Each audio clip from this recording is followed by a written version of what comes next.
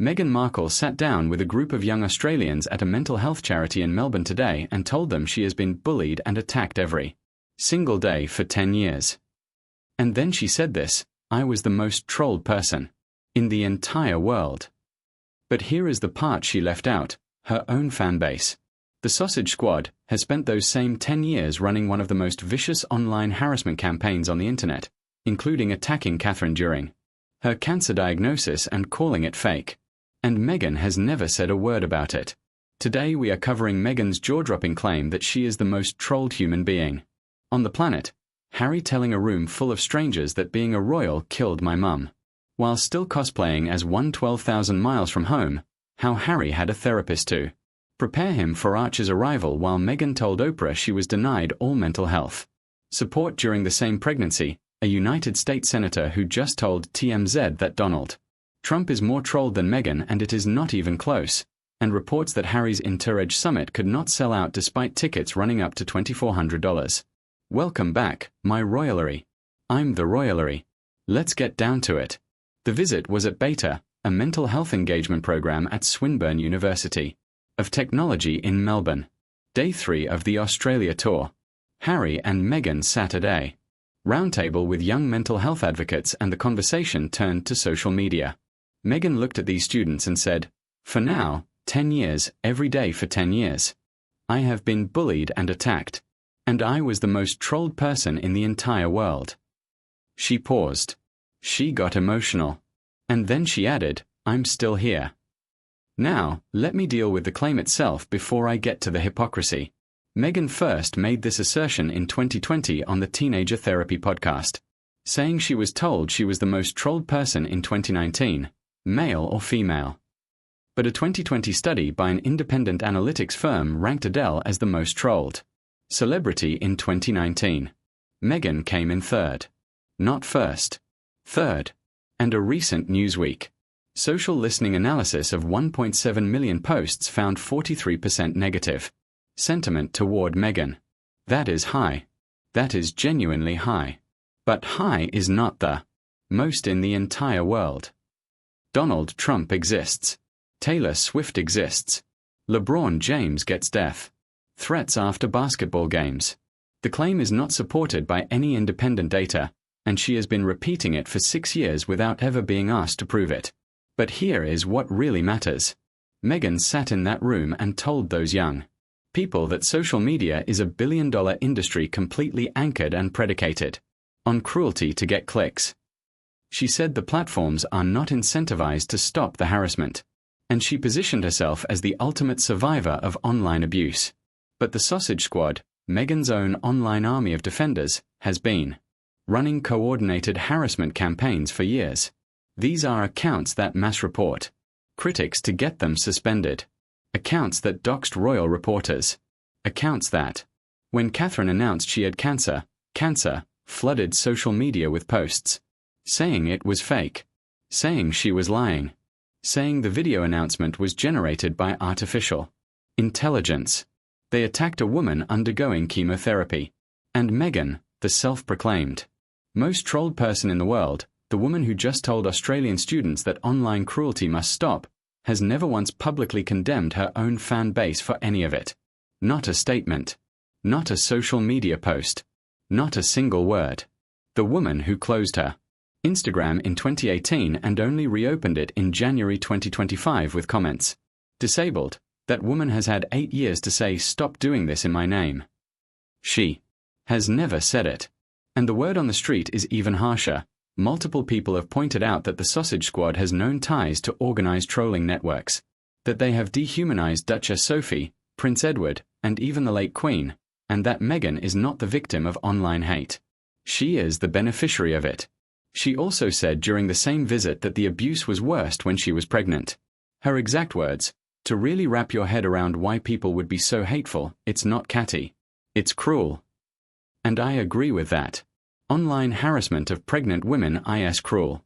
But so is telling the world that your sister-in-law made you cry at a dress fitting when, by your own husband's admission in Spare, it was the other way around.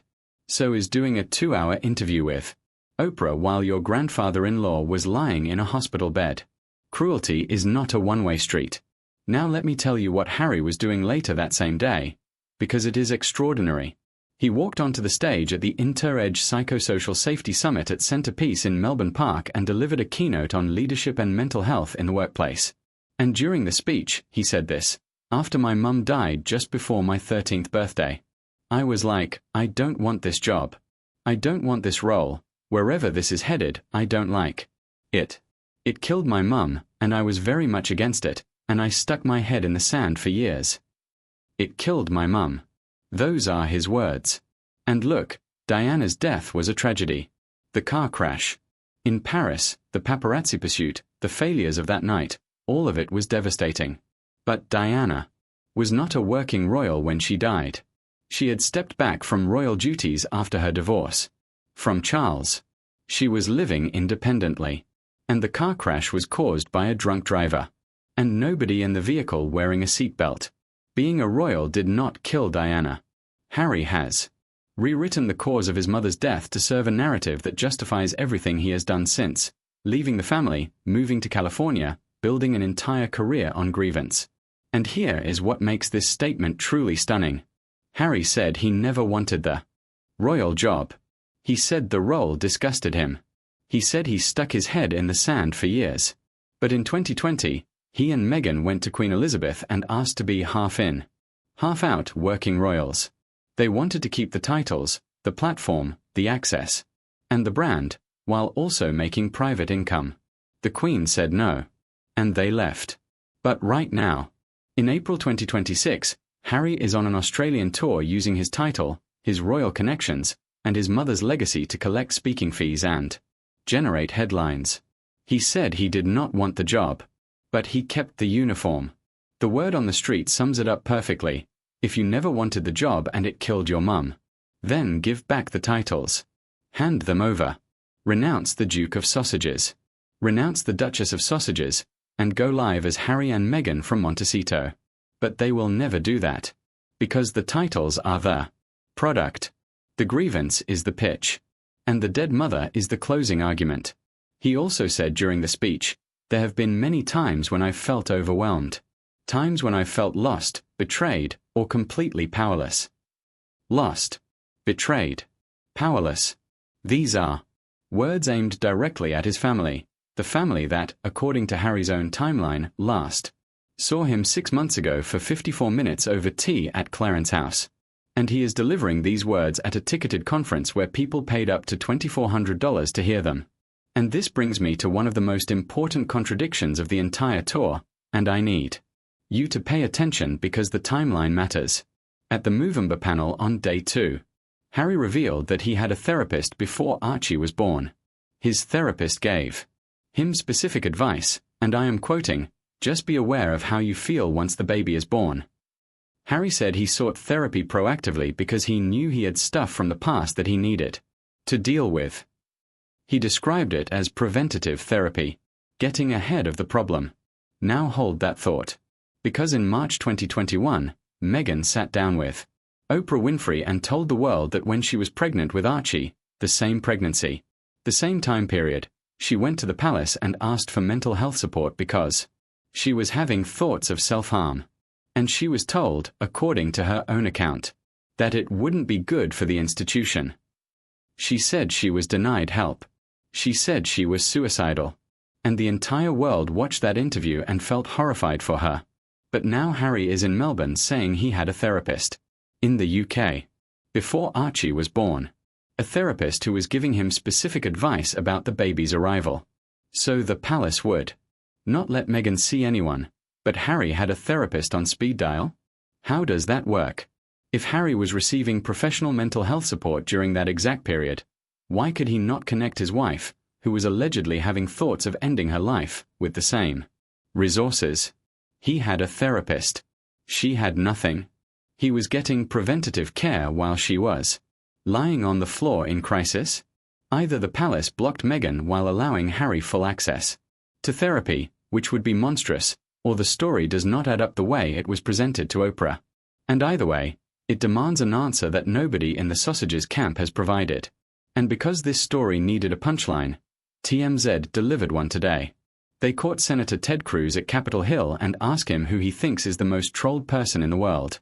Cruz said he thought Meghan was good in Suits, called the show awesome. But then he said, "I'd probably say Donald Trump, right? Not even close." He said when he gets trolled himself, "If it's funny, I laugh." He admitted he enjoys trolling people back. And there it is. A sitting United States senator just told a camera crew that Meghan's claim is ridiculous, and he did it while complimenting her acting. That is the most polite demolition of a victim narrative I have seen this year. And finally, the business side of this tour continues to tell its own story. Harry's Entourage Summit reportedly did not sell out.